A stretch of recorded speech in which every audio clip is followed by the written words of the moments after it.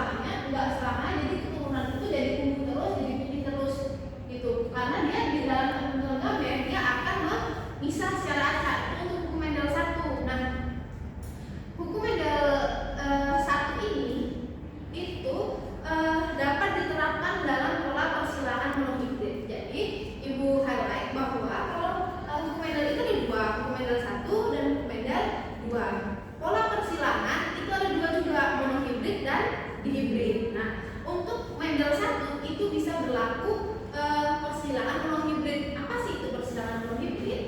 Nah, persilangan monohibrid adalah persilangan dengan satu sifat berbeda dengan satu sifat berbeda. Mono, kalian harus ingat mono itu satu sifat yang berbeda. Nah, dia itu contohnya satu sifat berbeda itu ya cuma misalkan bunga ungu sama bunga pink, rambut panjang sama rambut pendek, itu cuma satu sama satu kayak gitu. Nah, untuk rasio fenotip atau filial duanya itu 3:1. Fenotip itu apa? Oke, untuk fenotip itu adalah kata sifat yang bisa disebutkan, misalkan yaitu ungu, putih, tinggi, pendek. Kalau genotif yang kayak besar, kecil,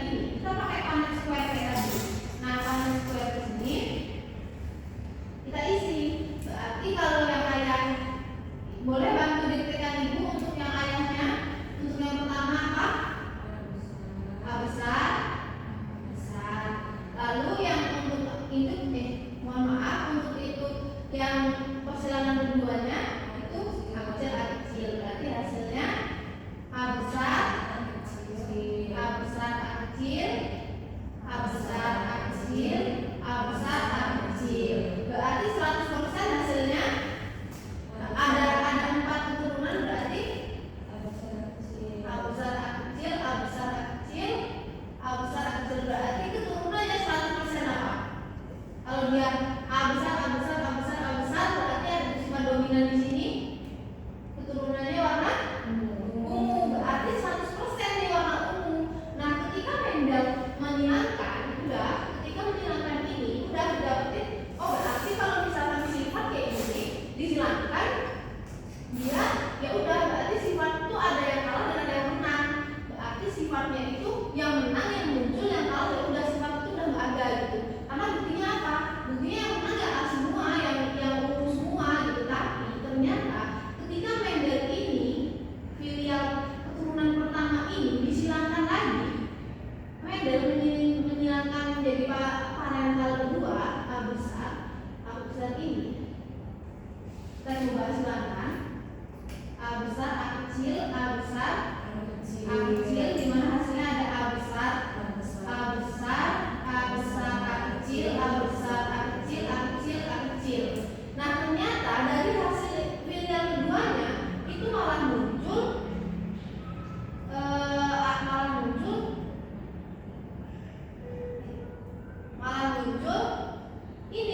ini kalau ini jadi warna ungu, ini ungu, ini ungu, ternyata kok putih. Jadi Mendel di sini mikir kenapa kok bisa di sini ada putih, padahal di sini udah kita tahu bahwa sifat dia yang menang ya udah, berarti udah mati kan, udah nggak ada lagi dia bahas sifat, tapi kok disilangan lagi Mendel dapat kok ada warna putih anaknya di sini. Dari sinilah Mendel mendapatkan bahwa ternyata sifat itu ada disebut dominan dan resesif. Dominan adalah sifat yang menutupi karakter lain sehingga dia lebih banyak muncul. Sedangkan resesif, sifat ini ada cuma dia nggak muncul gitu. Jadi ada peluang dia untuk muncul karena apa tadi? Saat gametogenesis dia acak. Kita nggak tahu mana yang bakal jadi anaknya bakal ungu atau warna putih, karena di sini dia bersinkronisasi secara acak gitu. Jadi Mendel dapat di sini ada yang namanya dominan dan resesif.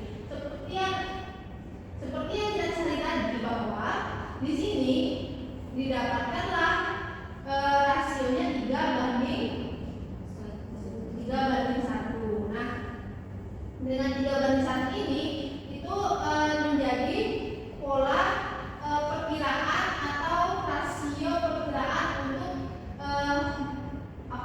persilangan monohibrid. Nah, lalu habis itu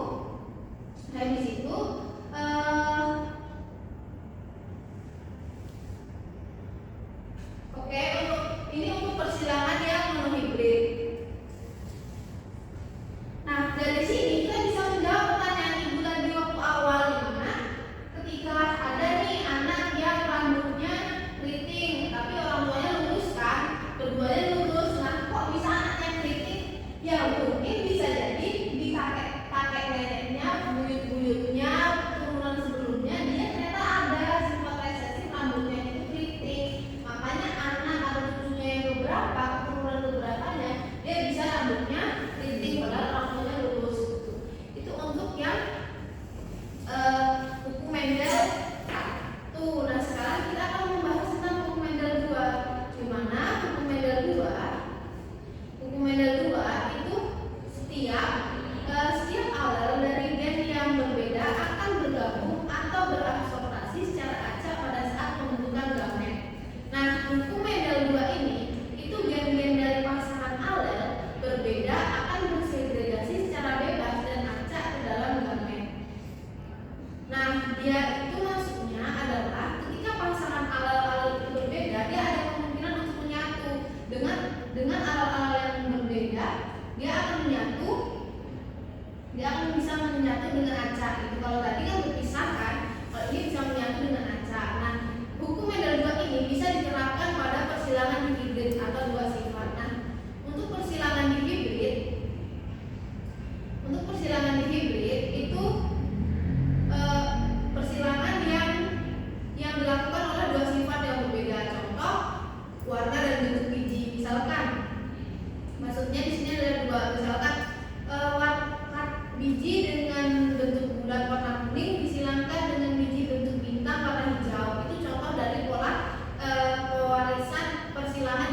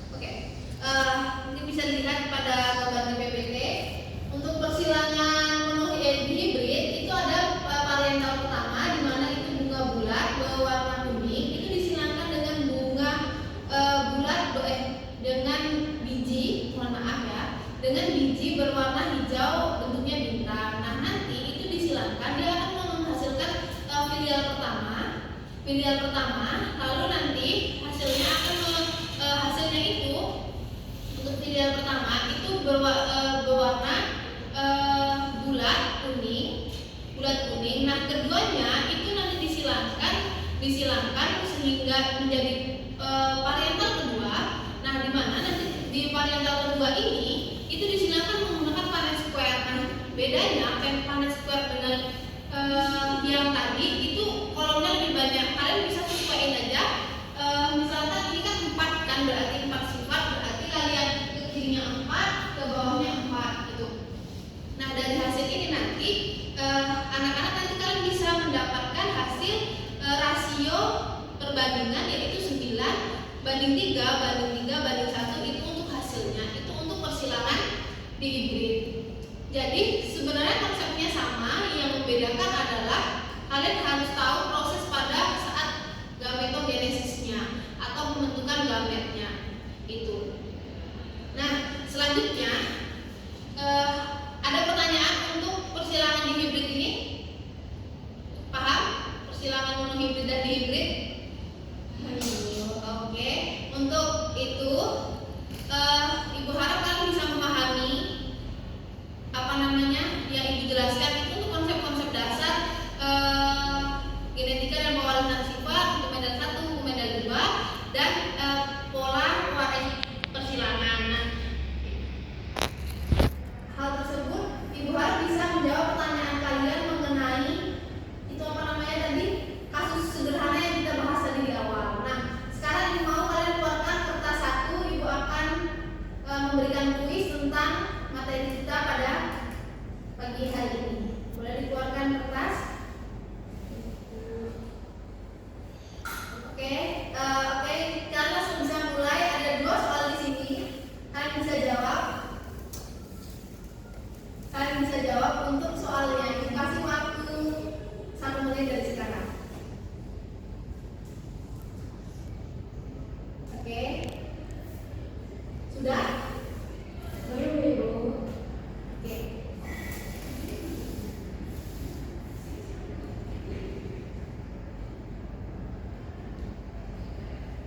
Oke, sudah. Ibu rasa sudah cukup. Nah, untuk soal yang pertama. Itu apa jawabannya? Hukum medal 2. Oke, untuk jawabannya itu untuk hukum medal 2 alat-alat bersegregasi secara acak dan bebas. Oke.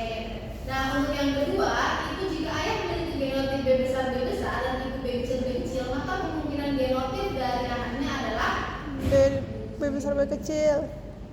B besar B kecil. Atau dia 100% B besar B kecil ya. Oke, untuk jawabannya kalian simpan, nanti kalian kumpulkan ke ibu akan masukkan ke nilai kuis harian kalian. Oke, nah sekarang kita akan membahas studi kasus 1, di mana studi kasusnya adalah Atika boleh bantu membacakan? Dina sangat suka menanam bunga di halaman rumahnya. Suatu hari ia mendapat 2 bibit bunga dari pamannya. Satu bunga berwarna merah cerah dan satunya lagi berwarna putih bersih. Kata pamannya, bunga merah adalah bunga murni dengan kode genetik terbesar dan bunga putih juga murni dengan kode genetik kecil. Dina penasaran, ia mencoba menghilangkan kedua bunga itu. Setelah beberapa waktu, bunga-bunga baru pun tumbuh dari hasil persilangan. Pertanyaannya, warna apa yang kemungkinan besar muncul pada hasil persilangan pertama? Apakah 1? Jelaskan secara sederhana kenapa bisa begitu. Nah, oke, untuk studi kasus nomor 1 ini, Ibu harap kalian bisa diskusi sekarang untuk memecahkan kasus ini. Ibu kasih waktu 1 menit, bisa?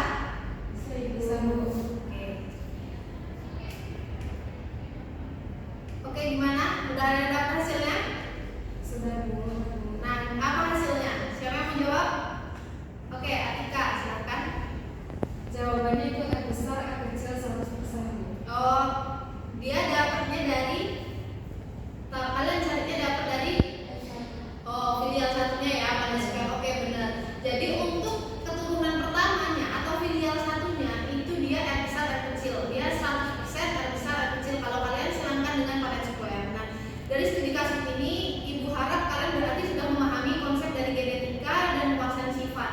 Itu karena kalian sudah bisa menjawab dari studi kasus. Nah, lalu untuk selanjutnya Ibu akan memberi tugas untuk kalian untuk pertemuan minggu depan. Kita akan lanjutkan materi, tapi ini tugas untuk genetika dan kewawasan sifat. Kalian tulis di dalam kertas, dalam buku tugas kalian aja. Nah, nanti kalian kumpulkan dan lalu kalian jabarkan. Tapi di sini Ibu minta untuk menjabarkan secara detail karena ini tugas studi kasus juga. Gitu.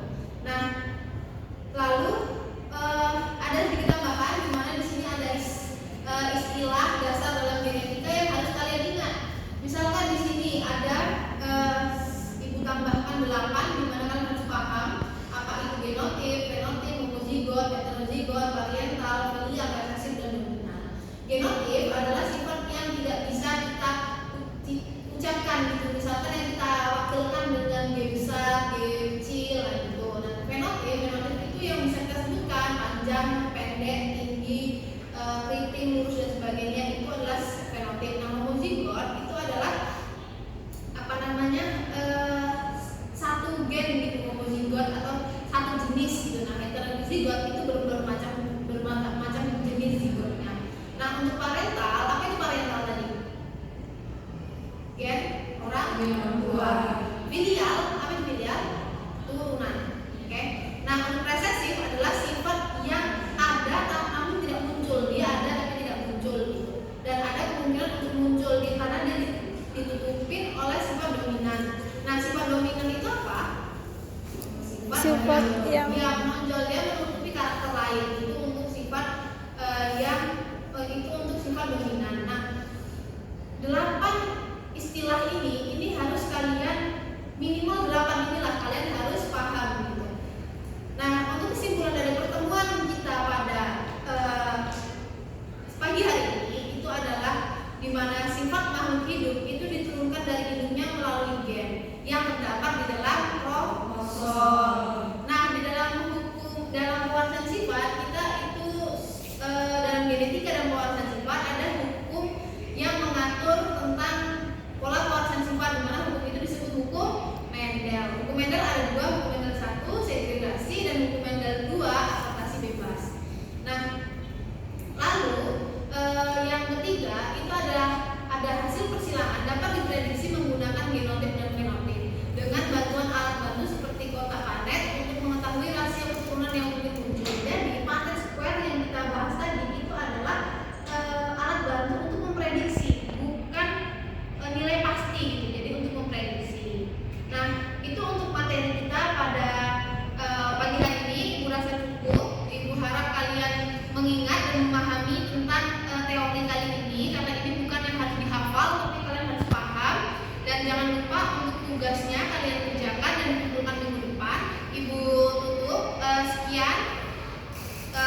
Wassalamualaikum warahmatullahi wabarakatuh. warahmatullahi wabarakatuh. Terima kasih, Bu.